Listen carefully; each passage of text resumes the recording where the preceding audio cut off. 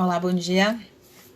Estamos aqui para continuar com as nossas conversas matutinas sobre o mundo da escrita e a pandemia, este momento insano que estamos vivendo. Hoje eu vou conversar com a Erika Rocha, historiadora, professora de história no ensino fundamental e médio. Conversar um pouco sobre essa escrita tão especial que é a escrita da história, né? Da história em si. Sem mediação.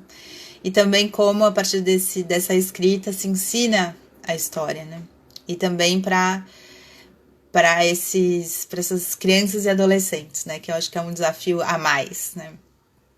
Então, a Érica dá aula para essa faixa etária, se formou em História na USP, fez mestrado e estamos... A Érica chegou. Isso, agora vamos pôr a Érica na conversa. Aquele delay para esperar entrar, de sempre. Oi, Érica, estou vendo uma janela. Fala. Tudo bem, Tudo bom bom? dia. Bom dia, tudo bom? Tudo bem. Na medida do possível. É, na medida do possível, né? Um dia de cada vez. E me adaptando a essas novas formas digitais também. Bacana, obrigada por você estar aqui.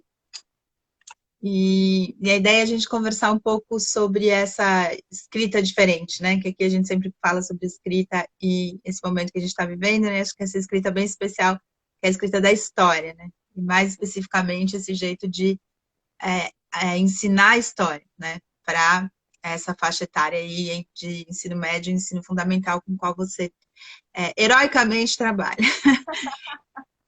Eu queria que você começasse falando um pouco o que que você ensina quando você ensina história, né? O que que é essa... Eu estava falando aqui no começo que é ensinar a história sem mediação, né? A história está aí meio em tudo que a gente faz, né? Tudo que a gente ensina, tudo que a gente escreve, a história participa, né? Mas o ensino da história é um ensino sem essa mediação das outras coisas, digamos, né? Das outras matérias. O que você ensina quando você ensina história? Como é que você poderia falar isso pra gente? Primeiro, te agradecer pelo convite. Obrigada, minha primeira live aqui. O que eu ensino? É, eu tento ensinar, quando eu começo, por exemplo, no sexto ano, né? Que, na verdade, a história está em todo lugar e a gente precisa ter responsabilidade porque a gente faz história o tempo todo, né? Então, o que eu falo com as crianças, normalmente eu pego um objeto, sei lá, essa caneta aqui. Aí eu chamo duas alunas ou dois alunos, peço para fecharem os olhos e coloco o objeto para eles tocarem e para descreverem. Aí eu dou uma roubada, tiro a tampa, viro, tiro alguma coisa, e aí eles começam a descrever coisas totalmente diferentes. Aí eu peço para eles voltarem para o lugar e para o restante da turma falar se alguém mentiu. Aí eles vão falar que não, porque não mentiram, mas que descreveram o mesmo objeto de formas diferentes. E aí é dizer que cada um tem uma visão da história, né? Quando acontece um fato histórico, que não existe uma verdade absoluta. Então eu começo o ensino de história por aí, para dizer que a gente não vai ter uma visão completa da história e que justamente por isso não dá para dizer que uma pessoa tem mais razão ou que um ponto de vista da história tem mais razão que o outro. Uhum, E também lembrar sempre, né, nos livros didáticos dizem que história é a tentativa de compreender a experiência humana na Terra. Então, uhum, por isso eu lembro sempre da importância da gente recordar, primeiro fazer esse pequeno recorte, né? Se é experiência humana e nós somos humanos, então a história está dentro de casa. Aí, com 6, 7 anos, eu saio da minha casa, aquele mundinho, né, para uma criança, e vai para a escola. Nossa, tudo muda. Como que é essa transição? Como é que eu acompanho o que eu aprendi em casa sobre mundo, história e cultura e vou agora colocar em confronto com o que uma professora está me dizendo, né? Então eu começo mais ou menos por aí. Então, ludicizar um pouco a experiência para poder eles fazerem parte um pouco, construir um conhecimento, né? Entender o que é uma construção de conhecimento, um pouco por aí, que deu para entender dessa sua. E Um aí, pouco por aí. queria te perguntar uma coisa, quando você fala assim, né, que não tem então uma verdade histórica, né, e que daí, enfim, vão ter muitos pontos de vista, isso, né, digamos, esse relativismo foi algo que foi trazido, né, até meio recentemente, digamos, né, para o ensino da história e tal. Outras coisas foram entrando, né, com a nova história, ali mais ou menos na década de 70, né, esse perfil dos historiadores franceses e tal, né, da gente poder dar valor para outras pequenas coisas também, né, não só para o macro, que é uma coisa muito legal. Por outro lado, tem esse relativismo gigante, né, que a gente está vendo aí, com as pessoas podendo, então, dizer que não existiu, sei lá, ditadura militar, porque eu acho que não existiu, porque para mim não é. Então, eu queria que você falasse um pouco sobre isso, né? Tem essa questão do olhar de cada um, subjetivismo de cada um de nós, mas existe algo que é concreto, né? Como trabalhar com isso no ensino da história, né? Como é que você trabalha com essa, digamos, com esse quebra-cabeça? Então, na verdade, tento fugir desse relativismo e também, bom, eu vou puxar um pouco para a filosofia, que eu sou professora de filosofia também, e nas aulas eu acabo juntando as duas áreas. Que assim, opinião é uma coisa, e toda vez que a gente tenta elaborar um discurso, a gente precisa de argumentação. Como no fundamental eles são muito pequenininhos e no médio também, né? Assim, se a gente pensar ao longo Eles não da. acham que são, né? Não acho que são, mas aí tu coloca lá na frente para apresentar um seminário, o mundo acabou. Nossa, professora, como você dá conta? Eu falei, pois é. Mas é buscar em fontes históricas os argumentos reais, objetivos sobre determinado fato histórico. O que eu tento dizer quando as pessoas têm pontos de vista da história, porque a gente que estuda história, a função da historiadora, do historiador é a seguinte: eu não posso acreditar numa visão única da história. Se a gente pega, o mundo é todo balizado por uma visão europeia ocidental. Ué, só a Europa de história? Então é um pouco nesse sentido. Na medida do possível, eu vou trazendo outros pontos de vista para minhas alunas e para os alunos, tento puxar um pouquinho para a história do Oriente, a África como um continente de produção de pensamento filosófico e histórico. E acho que isso também acaba fazendo com que a gente tenha uma outra postura no mundo como sujeito histórico, né? Porque se eu tendo a ver a história só de um ponto de vista e achar que aquilo é o correto como ação histórica e como minha forma de estar no mundo, eu estou desconsiderando todo um leque de produção histórica do restante da Ásia, da África e outras partes, né? Porque é um pouco esse que eu tento dizer para eles. Não é tipo a minha opinião, porque eu falo principalmente na aula de filosofia. Se você falar, bom, falar, Paula, você gosta de café sem açúcar? Não. Eu gosto. Eu acho bom. Você falar, eu acho ruim. Acabou aí a conversa, porque fica você acha o que você acha, eu vou achar o que eu acho, acabou. Só que história e filosofia não dá para ser assim. É impossível, por mais que tentaram, né, acabar com todos os documentos, e o Brasil, se tem uma coisa que o Brasil sabe fazer bem, é acabar com documento histórico. Isso a gente está no topo da lista, infelizmente. Poxa, você negar que teve 20 e poucos anos de ditadura militar, com todo respeito, não sei nem como nomear isso, adjetivar, sabe? Eu prefiro, assim, que a pessoa seja escrota, mas ela reconheça que ela tá de um lado escroto, do que vir mentir na minha cara que não houve. Então, mas aí a questão, para além da questão pessoal, né, da pessoa ser isso ou ser aquilo, é como construir na cabeça das crianças, né, assim, essa questão da existência do documento, né, porque uma coisa que eu acho que é bacana que você está dizendo, que é abrir a cabeça, né, que eu cresci na época da ditadura militar, então isso foi ao longo do meu crescimento aí como pensador, enfim, tal, eu fui aprendendo várias coisas que eu não via antes, né, porque a gente não aprendia isso. Mas, para além disso, assim, como falar para elas que existe isso? Existe o documento, existe algo que aconteceu. E que o ponto de vista é isso que você está falando, né? Que para a gente é uma coisa, digamos assim, meio óbvia. Mas como conseguir mostrar isso para as crianças? Porque eu acho que hoje, diferente da minha época, de quando eu fui estudar história, o relativismo é o que tem, né? É aquela charge, assim, tem um cara pulando sem paraquedas e o outro fala assim, você tem sem paraquedas. Ele fala, essa é a sua opinião, né? A gente está chegando um pouco nesse limite. existiu. Não, não existiu ditadura, né? Tudo bem, eu posso gostar da ditadura, acho que é um pouco isso que você está falando, eu acho legal. Mas ela existiu, é isso. Não que eu acho legal, viu, gente? Tá gravando aqui, tá dizendo se é o ponto de vista da pessoa, né? Como trabalhar isso nas crianças, né? Que, sei lá, vem da casa que o pai pode dizer que, por exemplo, que é tudo relativo. Como é que você trabalha esse, digamos assim, esse quebra-cabeça aí para que ela entenda isso, né? Existiu, uma coisa é o fato e outra coisa é a minha interpretação. Uhum. Então, isso a gente começa também com o sexto ano, né? Então, eles têm por volta de 11, 12 anos. É muito pequenininho. É aquilo que eu falei, ainda a transição do meu mundo, casa, para um mundo maior de relações sociais e escola.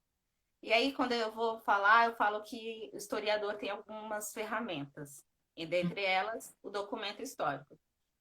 E aí eu falo, por exemplo, vocês nasceram, tem um documento lá que faz parte da história de vocês, que é a certidão de nascimento.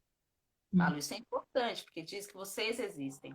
A lista de chamada do colégio é um outro documento histórico, porque vai situar um ano, uma turma, vai ter os nomes ali, número de matrícula.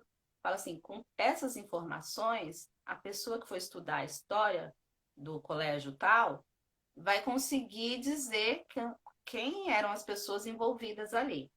E aí, para deixar um pouquinho mais animado, eu falo para ele, por exemplo, se você vê uma pessoa correndo na rua, um historiador, pode ter certeza que ele viu algum documento em algum lugar e ele vai agarrar, porque tem um Uma documento. folha escrita no chão, eu já fico olhando. Até meu filho já faz, ele vai olhar o que é aquela folha que está escrita no chão no meio da rua. Né?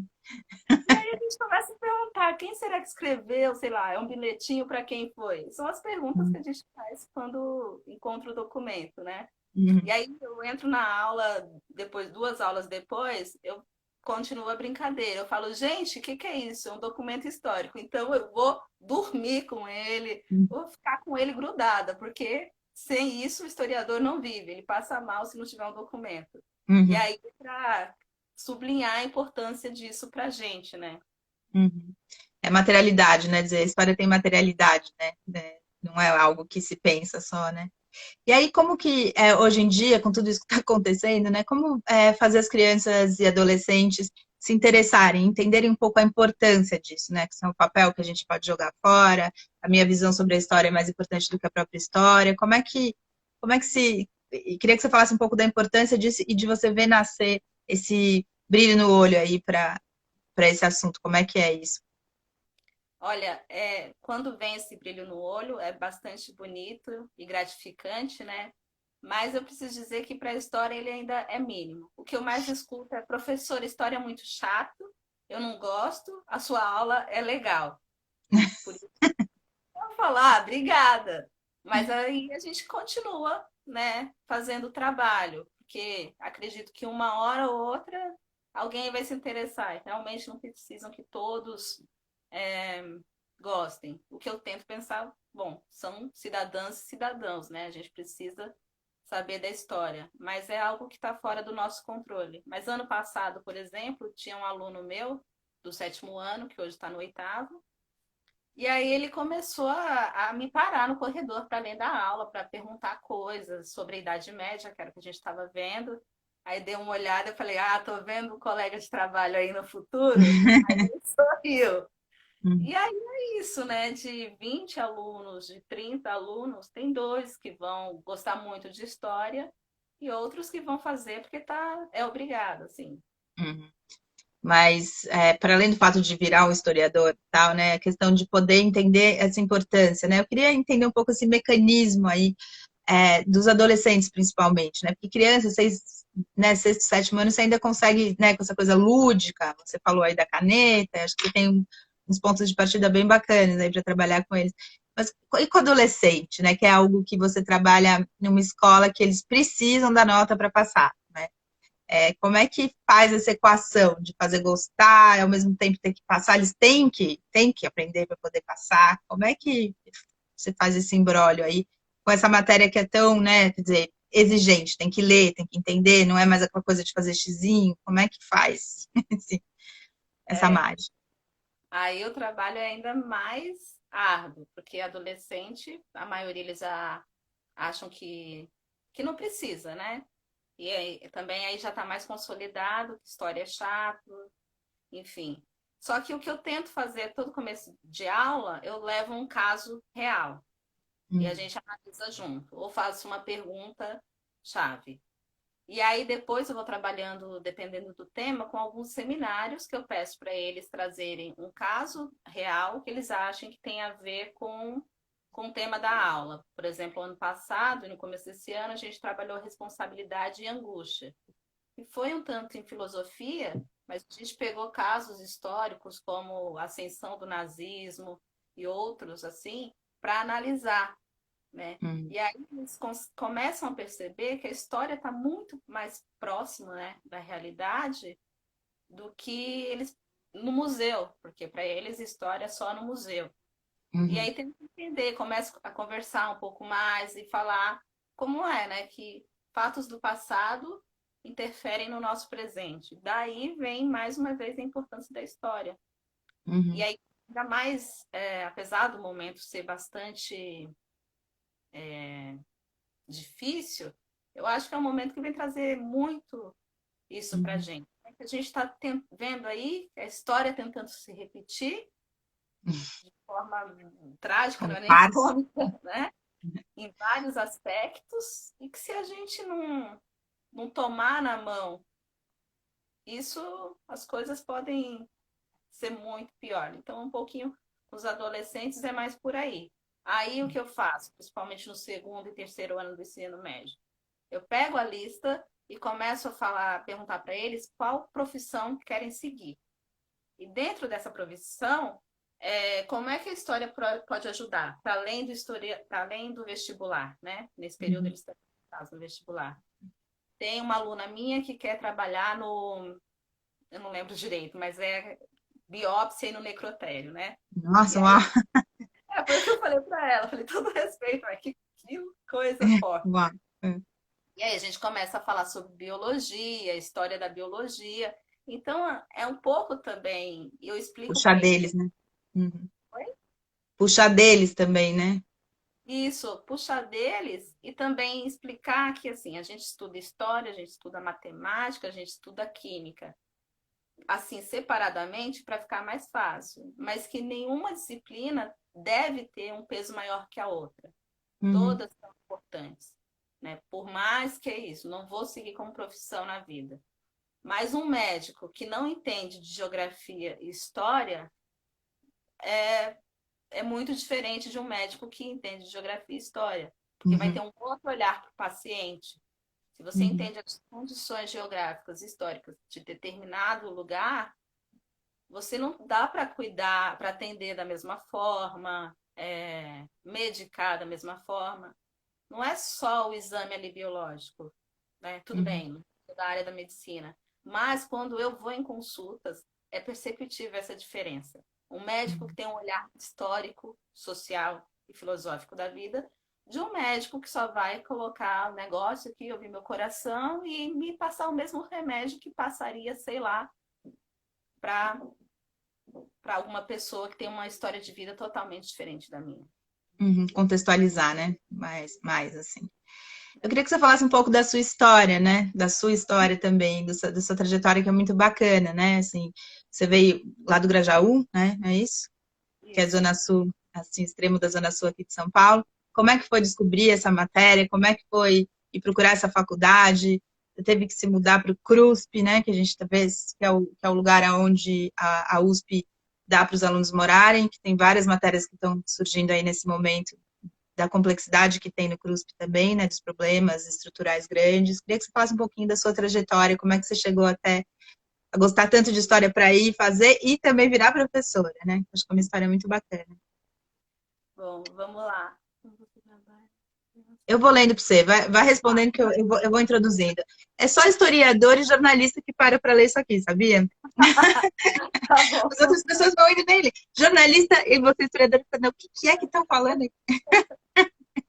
Vamos lá, então. A Tá. minha trajetória, eu fui a primeira pessoa da família, né, a fazer faculdade. E assim, quando eu digo faculdade, não é só pública, é fazer faculdade e concluir os estudos, né? Eu tenho 5 anos hoje. E aí tinha muito em casa essa coisa de você estudar para ser alguém na vida, né? Uhum. Hoje eu penso, as pessoas que não estudam não são alguém, mas enfim, também é o jeito que a pessoa conseguia ver o mundo e uma forma de sair daquelas condições tão precárias que a gente vivia. E aí meus pais estudaram até a quarta série, meu pai é pedreiro e minha mãe é doméstica. Só que eu não sei como eles fizeram uma mágica, assim, são meus grandes professores, de me Uhum. fazer assim respeitar e ter um valor pelo estudo que é impressionante. E aí, pequenininha, quando eu tinha 5 anos, eu achava muito elegante pessoas lerem jornal. Só que eu não sabia ler direito, né? Uhum. Uma vez eu estava sentadinha com o jornal, super lendo. Aí meu pai falou: Érica, você tá vendo que isso aí tá de cabeça para baixo, né? Aí eu fiquei muito brava e falei: não, eu tenho que aprender a ler direito para isso não acontecer de novo. E era isso, estudar, porque eu também sempre fui uma pessoa muito curiosa. Eu gostava de saber como as coisas funcionavam, assim. E levei isso para os estudos. Estudei a vida inteira escola pública do estado, várias disciplinas eu não tive professor. Eu fiquei quase boa parte do ensino fundamental sem aula de física, sem aula de química e aula de história, mais ou menos, o professor sempre pedia licença. O Como assim? professor, Mas como assim? Você passava de ano sem ter tido a matéria? É assim que funciona? E sim, aí? Tipo, sem fazer, sem ter nota e vai? sem ter nota. Quer dizer, tinha uma nota lá que colocava um B, um C para todo mundo, um C mais e passava, né? A não ser quando a pessoa não fazia nada mesmo, aí não passava. Ou pegava nota de uma disciplina mais próxima e colocava, sei lá, geografia ela tirou tanto, colocar isso para história também. Era assim. Ah. Mas aí, tipo, o professor simplesmente não ia, vocês ficavam lá olhando pro teto. Aula vaga na quadra e os meninos jogando futebol, a gente não podia jogar, né? Ficava olhando assim, era isso. Ou ping-pong, jogando ping-pong. Boa E por que não parte. podia jogar? Ah, Vai porque os desviando o meninos assunto. queriam dominar a quadra, Ah, eles entendeu? não deixavam, entendi. Era uma briga. Uhum. Enfim, aí a gente fazia outras coisas. E aí eu tive um professor de história que ele era muito racista, né? Então, meu primeiro contato com história foi difícil. Mas aí tudo O bem. professor de história era racista. Era Bom. racista. E ele não Uhum. gostava de dar aula. O objetivo dele era ser diretor de escola. Só que Desculpa eu rir, ensinava. mas aqui isso é um absurdo. Mas Um olha, professor de história racista que não gosta de dar aula, sei lá, uma cena, né, de ditado absurdo. É. era bastante comum. Mas enfim, aí eu também tinha essa paixão por teatro, mas sem saber bem o que era teatro, né? Teatro para mim, eu sabia que era alguma coisa que tinha a ver com televisão, porque não ia no teatro, mas via muita novela. E aí, uma vez passando em frente à Casa de Cultura em Santo Amaro, lá na Zona Sul, tava lá, inscrições para o teatro vocacional. Aí eu pensei, deve ter alguma coisa a ver com curso de teatro. Era só colocar o nome de graça. Falei, vou fazer a inscrição. Fui lá e coloquei meu nome. E aí eu comecei a fazer teatro com a Dedé Pacheco. Não sei se você conhece. Ela também se Não. formou na USP e tal. E aí eu tinha 15 anos. A turma era de umas 30 pessoas nessa faixa etária e tinha umas pessoas da terceira idade também. E aí os jogos teatrais, tudo, tananãs. E ela trouxe pra gente como primeiro texto o Aquele que diz sim, aquele que diz não do Brecht. É. E aí eu gostei muito, mas não entendia muita coisa, né? Que era uma linguagem muito nova para mim, diferente. Mas isso me deixou intrigada, Uhum. provocou, eu gostei. E aí tinha umas coisas na rubrica, não sei o que lá, 1933. Eu falei, mas o que ele está dizendo com isso? Aí eu pensei, acho que tem que ter alguma coisa de história aqui do país dele que ele está falando, que eu preciso saber para entender esse texto. Aí eu fiz a minha carteirinha na biblioteca da frente e fui estudar sobre história da Alemanha, ver o que tinha acontecido lá e anotava as coisas. Então, a minha paixão por história veio através do teatro com o Best, de entender que para fazer teatro eu precisava saber da história. Uau. Né? E aí também comecei, ao longo dos anos, né? Também a gente vai, por conta do teatro, fui tendo mais consciência das coisas. E também, por exemplo, esse professor que era racista. Demorou um tempo para eu conseguir nomear isso, mas eu sabia que tinha algo diferente, entre aspas, em mim, que fazia com que eu recebesse esse tipo de tratamento. E Uhum. aí foi me dando os insights que só através do estudo de história eu ia conseguir entender o que era isso. Nossa, uma construção tão bonita, né? Ah, vou chorar. Foi vivencial, né? Quer dizer, não tinha não se falava de racismo. Você foi sentindo, depois de saber do conceito. É isso. Por exemplo, tinha prova objetiva. Tinha uma professora de inglês também, que era bem racista. 10 questões, cada questão valia 1 ponto.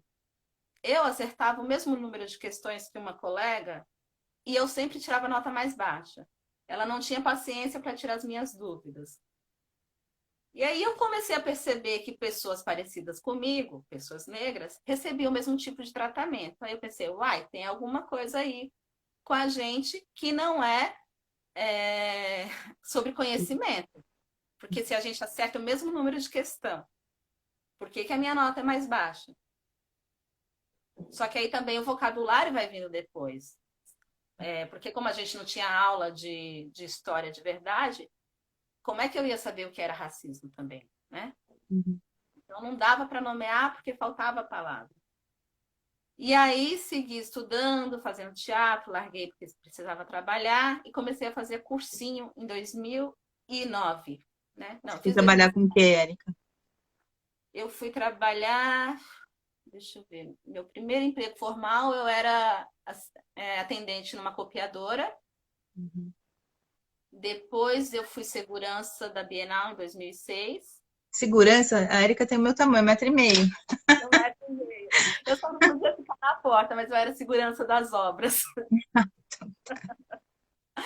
E aí trabalhei como operadora de telemarketing, mas fiquei só 15 dias, porque era terrível. E aí eu consegui um emprego, e eu falei, vou sair daqui. E fui trabalhar como atendente numa videolocadora, que na época ainda existia.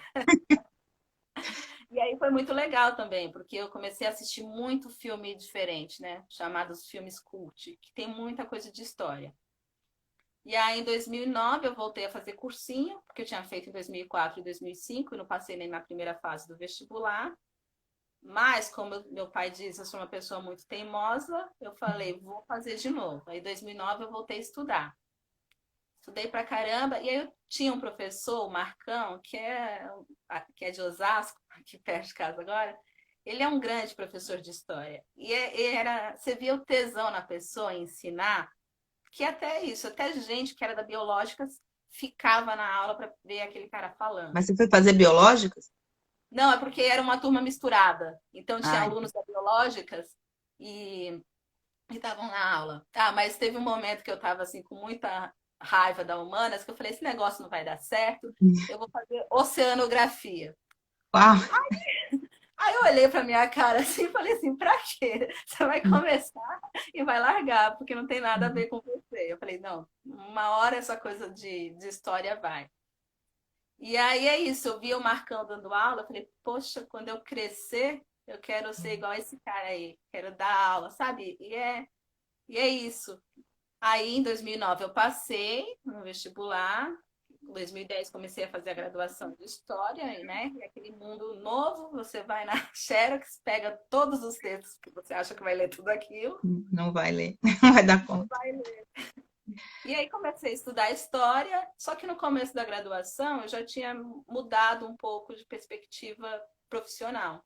Quando eu entrei na USP, eu vi a possibilidade de ser pesquisadora. Então, eu estava me dedicando para seguir uma carreira mais acadêmica, né? Ainda não tinha olhado assim tanto para educação. E até 2013, 14 foi assim. 2015 eu comecei a fazer a licenciatura e o estágio obrigatório da licenciatura que eu fiz na escola de aplicação da USP. E aí lá, também na licenciatura, eu tive aula com o Zé Sérgio, Introdução aos Estudos da Educação, Enfoque Filosófico. Que aí foi a mesma sensação que eu tive com o Marcão. O Uhum. Zé Sérgio é um professor que ele gosta de dar aula, ele deu aula na rede, deu aula no ensino básico e dava aula no ensino superior. Então ele sabia do que estava falando e tinha experiência daquilo. Não trazia educação para a gente como algo imbuído de romantismo, que a gente vai mudar, e não. Mas ao mesmo tempo é uma coisa tão inspiradora que eu falei, ai, acho que eu fui picada pelo bichinho. Uhum. Ação. E aí, uma coisa que eu falo para os meus colegas, que é muito importante a gente fazer estágio, né? Uhum. Obrigatório. Acompanhar um professor ou uma professora dando aula. Porque é também como se fosse o nosso rito de passagem, né? Da faculdade Uhum. até assumir uma turma sua. Porque é muito difícil estar lá na frente. No começo, eu lembro que meu primeiro dia de regência, aqui no estágio, a gente fazia 3 dias com um professor lá na sala. Eu não tirava a mão do bolso. Fiquei na frente da parede, acabou a aula em 15 minutos. A gente ficou 35 olhando um para a cara do outro e eu louca pro sinal bater, que eu não sabia mais o que fazer. Primeiro dia que você dá aula é tipo mergulhar na piscina sem saber nadar, né? Muito. Eu lembro que eu dormi um dia inteiro depois de dar aula a primeira vez. É muito. Você fala, o que que eu tô fazendo aqui, né? Um horror, né? A gente chega moída e só fica pensando, não pergunta nada, não pergunta nada, não pergunta nada. Porque a gente chega lá na frente, parece que a gente esqueceu tudo, né? Que a gente estudou. E é verdade também, porque a gente sai da faculdade, a gente vai estudar Brodel, Caio Prado Júnior, não sei o quê. E não é isso que você vai trabalhar na sala de aula. É claro que tem todos os limites. O curso de história não é para isso apenas, né? Por isso que a gente faz a licenciatura. Mas é no estágio que a gente vai aprender a dar aula, né? Uhum. Então é normal, porque você veio com uma carga de análise crítica da história e agora você tem que dar aula de história para uma criança de 11, 12 anos. No passado, eu estava falando da geografia da Grécia, e como isso era importante para a história grega, né? Aí uma aluna levanta a mão e pergunta: Professora, não é verdade que você brincava descalça quando você era criança? E ela estava prestando atenção na aula. É, criança tem pensamento derivativo, né? E aí você tem que pôr, falar na Grécia, eles também andavam descalços, o que que eles se vestiam na Grécia, né? Assim que... Muito, é isso. Eu fico pensando, mas o que eu falei que levou essa pessoinha a pensar isso? Nada, talvez. Mas não Uhum, é sentado no curso de licenciatura que a gente vai aprender esse tipo uhum, de coisa. É no estágio. E aí, apesar de ter ficado 15 minutos encostada na quina da parede com as mãos no bolso e uhum, 35 calada, eu gostei. Aí o segundo dia de regência foi mais tranquilo, o terceiro já estava quase tirando aluno da sala, né? Porque uhum, querem deixar de dar aula e tal. uhum. E aí eu falei, vou. E aí eu comecei a assumir turma minha mesmo em fevereiro do ano passado. Então acabou de completar um ano que eu estou na sala de aula. Uhum. Eu quis também conversar com você um pouco por isso, pela sua trajetória e pelo fato de você ser uma professora nova, né, que está tendo que descobrir estratégias e passando por isso que está passando agora, né. A gente já retoma esse assunto, vou só colocar as questões que o Wagner pôs aqui, ele fez uma observação de falar que no Grajaú 70% dos alunos são negros. É mais ou menos isso mesmo, né? É. E queria que você comentasse depois um pouquinho sobre isso, e só pondo a outra questão que o Wagner colocou lá atrás, que a gente estava falando, ele falou assim, tá, mas isso que você está falando é bacana, mas quando chega um aluno que vem com essas questões aí que estão na moda agora aqui no Brasil, né, que a gente está nessa fase de loucura, você vem falar dessa questão de Hitler, comunismo, que o comunismo é ruim, que Hitler é de esquerda, como é que você organiza esse imbróglio aí neste momento? Vem bastante. No sétimo ano, eles ficam me perguntando quando a gente vai estudar nazismo, Segunda Guerra, não sei o quê. E tinha um aluno que ficava me perguntando o tempo, tipo, falando Hitler assim, Hitler, Hitler. Aí teve um momento, né, que também não queria deixar a aula seguir.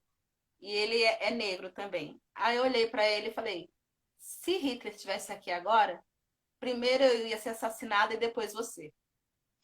Parece duro, mas não é tão duro assim, porque eles dão conta também. Aí ele ficou: Parece hã? meio duro, parece um pouco. Mas a realidade do chão, né? Do chão da sala de aula com adolescente não é brincadeira. Porque às vezes o que a gente recebe é tão mais duro, né? E às vezes a gente subestima também as crianças ou adolescentes, achando que eles não vão dar conta de algumas coisas. E dão. Aí eu falei isso, né? Se Hitler estivesse aqui, eu ia ser assassinada primeiro, depois você. Aí ele ficou, hã? Hã? Aí uma aluna do lado falou assim, porque você é negro, né? E ele não gostava de negros. Aí ele, entendi. Então, é aquilo que eu falei. Como que a história, ela está presente hoje? como que eu começo não também a fazer uma coisa, eu tenho razão, mas vamos analisar isso. Como é que Uhum. a gente consegue ter admiração por esse tipo de pessoa, sendo que foi um cara que encabeçou o assassinato de inúmeras pessoas, que daquilo que eu falei, tem uma ideia de superioridade de raça, ou seja, só aquele núcleo ali da Alemanha era capaz de produzir conhecimento e ter razão sobre o mundo, que é Uhum. o que a gente começa falando sobre história, né? Uhum. E que mais? Ai, muita gente fala que comunismo é horrível, não sei o quê. Aí eu devolvo a bola. Eu falo para mim, então me diz o que que é comunismo e o que é capitalismo. Uhum. Quando respondem, vem com umas coisas assim que eu falo, nossa, mas da onde tirou isso? Então Uhum. eu começo a explicar, eu falo, O Carlos disse que é seu fã. eu também sou sua fã, Carlinhos. E aí eu falo, bom, o que que é capitalismo, o que é comunismo? São sistemas econômicos. A gente tem que Uhum. começar por aí. Todo sistema econômico tem por trás uma linha de pensamento e de conhecimento que vai tentar sustentar por que que eu acho que esse sistema econômico é mais adequado para o mundo ou não. Aí a gente começa a perguntar: o que que os pais de vocês trabalham, mãe? Ah, não sei o quê. Meu pai tem um mercadinho na rua de cima. Essa pessoa é capitalista? Não. Uhum. Então é começar também a entender aquilo da história micro, da minha realidade, para ver se isso que eu defendo tanto está querendo o quê? Promover a minha vida ou aniquilar com ela. Uhum. Já é um bom Mas começo. já é um bom começo. Uhum. Isso também, Mas, como a sala de aula é um lugar bem delicado assim, tem coisas que você não pode, não dá para uhum. falar tudo, né? Uhum. Então, devolver a bola e ver. Essa pessoa vai começar a olhar para as coisas com um olhar um pouco mais crítico. Eu uso isso muito nos meus alunos. Eu falo, onde Uhum. vocês estão vendo essas coisas? Onde vocês estão lendo? Está lendo de verdade? Traz o trecho para eu analisar junto com vocês. Uhum. Aí quem Mas quer, então, vai ver. mas esse aluno que você está falando é um aluno negro que estava falando na aula bem do Hitler, é isso? É, ele estava assim, Hitler era da hora. Só que era também para quê? Provocar. Para provocar e também para eu não concluir o assunto da aula, porque não queriam ter aula e ficaram ali o tempo todo. Porque vem de várias formas. Ai, professora, me fala da sua vida. Tudo isso para você não dar aula. Aí eu falo, aham, depois eu falo. Uhum. Mas, de qualquer modo, essas coisas, essas distorções, isso que a gente vê na rede social, essa loucura toda que está vindo, esse relativismo, eu nem sei que nome tem essa coisa que está rolando hoje aí no Brasil, reverbera, né? Reverbera nessa juventude e reverbera a ponto de chegar na sala de aula, mesmo que seja para que a aula não aconteça, mas ele está trazendo isso, de algum modo é uma inquietação. Quer ouvir de você o que, que é esse Hitler aí que estão falando, né? Então, tudo que está acontecendo vai reverberar de algum modo dentro da sala de aula, né? Isso é uma coisa que a gente, às vezes, fala pouco, né? E aí o professor vai ter que dar conta ali digamos, dessa retórica que está acontecendo aqui, né? Queria que você falasse um pouco sobre isso, como reverbera, né? Essa loucura que está acontecendo no mundo, reverbera dentro da sala de aula. E como que você ainda, uma jovem professora, está lidando com este momento onde não há sala de aula, né? Com tudo virtual, você está dando aula, como é que você está lidando com essas questões? Maravilhoso o ensino à distância, que agora está sendo assim, panegírico Nossa. de educação. Então, até pouco tempo, quando eram os encontros presenciais, né? Era isso. Tudo que chegava era da internet. Ou seja, que é uma informação muito solta, sem nenhuma base de argumentação e de cientificidade, porque a gente, todo mundo, muita gente, né, principalmente os alunos, eles acham que ciências é só química e biologia, esquecem que geografia, filosofia e história fazem parte da ciência também. Uhum, E aí chega essas informações recortadas, tal, não sei o quê, e tem esse teor de verdade. E aí eu insisto para eles, para lerem. Alguma palavra não sabe? Procura dicionário. Ai, professora, dicionário é coisa do passado. Eu falei assim, procura. Dá um jeito, tem dicionário virtual. Só que eles não querem ler, né? Porque é isso. Antes, a dificuldade de você chegar para algumas pessoas que moram, por exemplo, na periferia. Só tinha a biblioteca mais perto da minha casa, era em Santo Amaro. Levava mais de uma hora para chegar, né? Não dava para ir direto pesquisar, então o acesso à informação era muito que chegava da televisão. Uhum. Hoje, o acesso está mais fácil para algumas pessoas, tanto as bibliotecas, mas com o celular, que boa parte dos alunos tem, chega muito rápido, né? E tem um Uhum. encontro, porque não é só o texto escrito. O texto escrito é pouco, mas tem uma ideia, uma publicidade por trás dessas mensagens, as cores, os emotions, isso ganha os alunos, né? E mais do que uma professora lá em pé falando de história e tal. Só que na hora que a gente leva para o diálogo, vê que falta. E acho que também é um pouco isso, de que o que eu falo para eles, principalmente no ensino médio, é: eu acredito que vocês podem, só que eu não vou ficar puxando a mãozinha o tempo todo. Uhum. Precisa estudar, precisa escrever. As minhas provas são equilibradas, tem em média 5 questões de múltipla escolha e 5 dissertativas. E aí, ano passado, num colégio, eu tinha passado um trabalho que era para. Eu passei, por exemplo, a gente está em abril, era para entregar em julho, vamos dizer assim, 3 meses depois. Eu queria que eles me escrevessem um ensaio de 12 páginas. Se você divide isso em 3 meses, Quatro. Quatro. dá. E fui ainda, fiz 2 plantões de dúvida. 3 alunos compareceram. Só que o plantão de dúvida valia nota também. Aí, quando descobriram isso, começaram a ir no último, assim, do nada, uma galera. Eu falei, Eu pedi para me mandar por e-mail. Uhum. E aí eu joguei os trabalhos no Google. Aí teve um que ele ainda se Cópia. deu copia e cola. Teve um que se deu trabalho ainda de copiar de 3 sites diferentes. Aí ganhou um pontinho porque teve esse trabalho a mais. Uhum. Mas também é algo que precisa ser cultural. Se a gente não ensina em casa a ler, escrever, não adianta também eu cobrar isso na sala de aula, porque vai ser difícil, né? Uhum. Escrever é difícil. E se a gente não lê, como que a gente vai escrever? Então, Uhum. precisa ter esse trabalho que parece arcaico, que eles acham que é coisa do passado, mas que não é.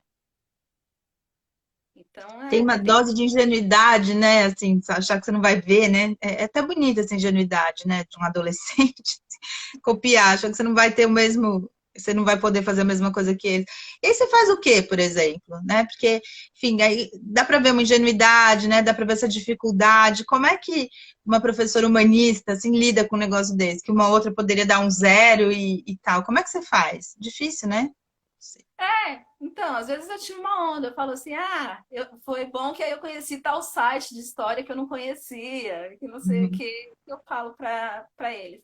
Aproveita que tem uma pessoa aqui que vai ler o que você escreve mesmo, porque é difícil isso por aí. Uhum. Aproveita que agora tem alguém que pode te dar feedback para quando você conseguir na sua profissão, nos seus estudos, a partir disso, desse feedback, você pode treinar, escrever, reescrever. Alguns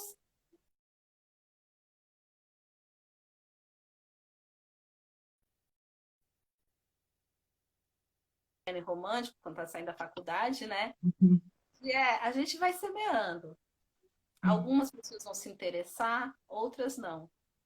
Mas Uhum. não é a gente, professora e professores, que vai salvar o mundo. A gente está vendo agora, né? É só o super-homem, né? Que vai salvar. E aí a questão dessa, como é que está esse momento agora no ensino? É, você está fazendo coisa virtual? Todo mundo está fazendo? Como é que você atende os alunos virtualmente? Eles têm que fazer trabalho? Como é que está isso? Eu estou passando por isso aqui com meu filho, que tem 9 anos, é bem complexo, né? E aí também tem esse discurso de enaltecer, né? Como se tivesse sido a grande descoberta do ensino, né? É o ensino à distância. Como é que você. Primeiro, como é que você vê essa questão, filosoficamente falando? Segundo, como é que está na prática?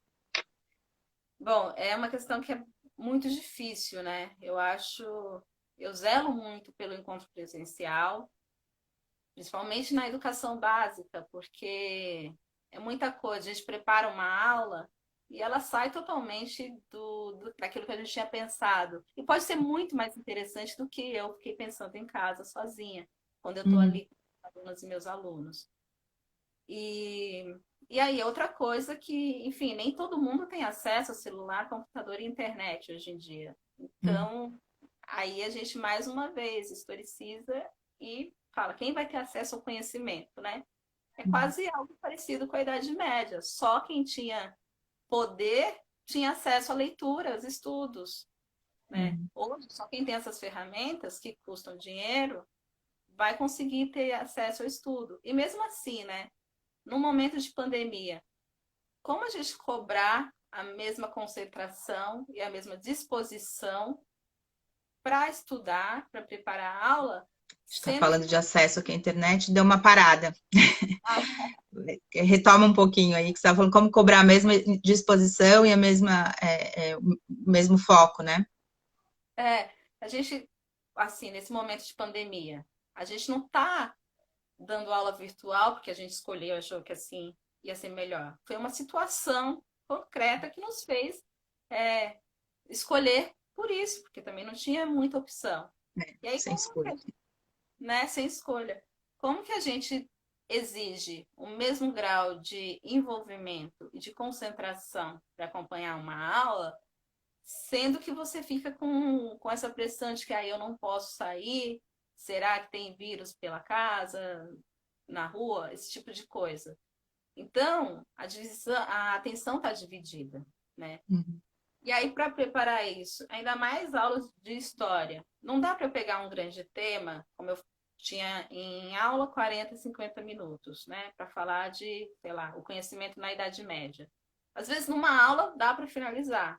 Só que eu sei que pelo celular vai ter alguém que vai chamar atenção em casa, vai ter alguma outra coisa ali para eles que vai desviar a atenção.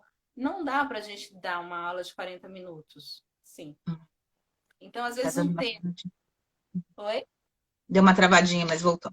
Tudo bem. Ah, por exemplo, o que eu estava dizendo que às vezes não dá para você pegar um tema que dava na aula presencial, desenvolver uma aula só, de 40 minutos, e achar que em casa, virtualmente, vai dar para a pessoa vai ter a concentração de ficar ali assistindo, vai absorver e compreender tudo, sem colocar que tem outras distrações, né? Como é que agora, antes eu aprendi a me concentrar com mais 20 pessoas na aula e uma pessoa falando. Agora sou eu e um celular em que eu vejo a minha professora. É ainda uma fase que a gente está começando a ensinar para as crianças o processo de adquirir autonomia. Uhum. Não estava consolidado isso ainda. Como é que agora ele encara? Eu sou responsável, eu tenho que assistir a aula naquele horário e fazer. Então, é muita coisa para aprender a lidar nesse momento. E aí, hoje eu fiquei gravando videoaula até umas 2 da manhã. Uhum. Aí estava de madrugada. Bom dia, pessoal, tudo bem? Porque como é que você estabelece uma certa. E tá. Tava ótimo até agora. Tá indo e vindo agora, Érica. Hum, A hora que a será gente que. começou a falar de ter uma metalinguagem aqui sobre ensino virtual, começou a falhar. É, vamos tentar voltar, você falar isso, falar que você estava falando bom dia e era de madrugada. Tem essa Tá, dicotomia também do momento, do seu próprio momento em relação ao que você está falando, é isso? isso. Foi que eu falei que estava gravando aula até de madrugada. E aí você senta no celular para gravar. E a gente precisa estar, de certa forma, animada, né? Porque imagina, se eu sento lá, ou mesmo quando era aula presencial, se eu entro na sala com bom dia, Pai de Natal. Nossa, acabou a aula. Então, é uma disposição que a gente precisa ter em frente ao celular. É um teatro também, né? Porque se eles vão assistir a aula de dia, eu tenho que dar bom dia, lembrar disso, falar tá tudo bem. É imaginar uma interação que eu teria no presencial e tentar trazer isso para o ao vivo para a gente manter essa conexão, né? O quanto ela funciona. Alguns escrevem tirando Eita, dúvida. Lelê. Será? Ô, Érica, não sei, talvez se mexer um pouco menos, ficar mais paradinha no mesmo lugar que você estava, porque estava super bom, de repente. Então, você está falando que, na verdade, é uma encenação, não é uma interação, né? E essa interação faz parte do conhecimento, né? Acho que é um pouco isso que não se fala, né? Quando se fala de EAD, né? Que essa interação é parte do conhecimento, né? Estamos perdendo a Érica. Poxa, ao vivo tem essas emoções. Sim, estava ótimo até agora, uma das melhores, sem problema nenhum, de áudio, de vídeo, de nada. As emoções da interação internética que a gente vive todo dia na live aqui. Será que Voltou? voltou? A Erika voltou? As pessoas estão indo também. Quando começa a dar problema, elas saem. Fala alguma coisa aí, Erika. Tá me ouvindo? Tô te ouvindo. Tá craquelada a imagem, mas vamos. Ouvindo, tá tudo bem. Te ouvindo, a gente consegue seguir aqui. Estamos chegando no fim também, ainda bem que deu problema só no fim, né? Então vamos terminando, porque eu acho que tá bem ruim. E a gente está chegando no fim também. Eu queria que você terminasse falando um pouco sobre esse seu percurso, né? Você contou que foi super emocionante aqui. E depois, não só você foi a primeira da sua família a se formar no ensino superior, também no ensino médio, e também é uma mestre em artes cênicas pela USP, né? O que te levou aí a persistir, né, nesse estudo para chegar até na pós-graduação? Que você desse um fecho aí sobre essa questão do ensino da história para a gente terminar se a gente conseguir, porque tá ruim. Eu acho que não vai dar. Poxa vida. Fala. Será que eu saio e entro de novo? Não, se sair, cai a ligação, cai tudo. Ah, Não. entendi. Fica paradinho e tenta falar, só que vamos ver se a gente consegue. Senão a gente. Isso, vai. Tá bom. Bom, o que me levou a fazer a pós-graduação. Eu queria, em algum momento, levar em paralelo essa história de ser pesquisadora e ser professora, né?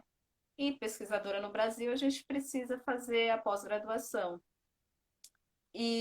Mas aí são coisas que demandam muito tempo, né, para uma vida só.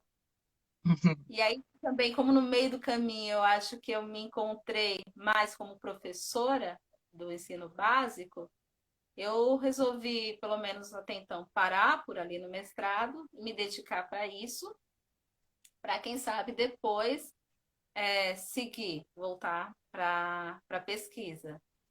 E Uhum. também era um jeito que eu queria tentar conciliar as duas áreas pelas quais eu sou tão apaixonada, que é história e teatro, né? E aí no mestrado, minha pesquisa acabou se dando muito como uma espécie de história do teatro.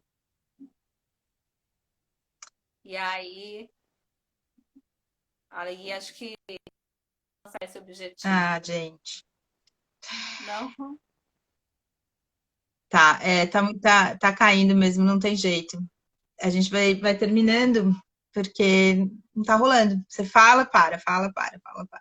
Mas a gente ficou 50 minutos aqui nessa conversa super bacana com a Erika Rocha, que é professora de História do Ensino Médio e Fundamental, mestre em teatro pela USP, fez bacharelado, palavra difícil, em História também pela USP, e tem uma história de vida linda, sobre a qual a gente falou aqui hoje. Uma pessoa admirável que está contando para a gente um pouco este momento conturbado aí do ensino da história neste país no qual moramos, não é? A Érica tinha preparado e ia ler uma poesia super bonita, mas o ao vivo é emocionante, né? A gente que trabalha com teatro também já está cansado de saber disso. Então, eu agradeço muito a presença da Érica. Depois ela me passa essa poesia e eu coloco a poesia lá junto com o post que eu faço todo dia sobre a live. Aí ela vai me passar e eu coloco a poesia que ela queria ler aqui. Tá bom, Érica? Não sei se você está me ouvindo. Tô te ouvindo, Paula, Perdemos tá a Érica. bom. Mas eu vou pedir para ela poesia, agradeço muito ela ter vindo, agradeço muito a presença de vocês. Essas conversas são muito bacanas. Ela volta e vai e volta. Tipo é um pixel, uma coisa louca, essa internet. Acho que você consegue falar pelo menos um finzinho aí. Eu que agradeço pelo convite. Foi muito bom poder compartilhar um pouco disso com você, com as pessoas que acompanharam a live, né? E eu acho que é mais do que nunca a gente precisa conhecer e pegar na mão a nossa história para conseguir mudar, né? Para impedir Uhum. que algumas coisas se repitam. Acho que é Tá isso. bom. Agora tá ótimo. Você quer ler? Você tá com a poesia que você queria ler? Aí vamos ver se a gente consegue. É. Tô. Vou tentar, vamos lá. Imagina um momento em que poderei descansar, quando as chamas de paixões insólitas já se terão consumido. Um tempo em que meus olhos, minhas mãos e minha mente deixarão a dureza para trás. E as canções já não serão tão duras. E o peso só do ar. Três formas de história e cultura do Amiri Baraka, que foi um poeta que fez parte dos Panteras Negras. Movimento norte-americano de afirmação dos negros, né? Isso. Obrigada, viu, Érica? Muito bonito, muito bacana, muito inspirador essa história, admiro muito. E vamos lá, né? Vamos continuar. Só o que nos resta. Vamos lá. Obrigada, obrigada pela presença de vocês. A live fica no ar por 24 horas. Amanhã eu estou de volta aqui para para falar com. Esqueci o sobrenome dele, falei que ia anotar, olha com a minha cabeça. É o Rafael, esqueci o sobrenome, mas ele vai falar amanhã aqui sobre o texto pela visão do ator. E o que, que faz um ator neste momento em que não há palco, tá bom? A gente se vê amanhã. Obrigadão, Érica. Bom trabalho. Obrigada. Até mais. Tchau, gente. Amanhã a gente se vê. Tchau, tchau.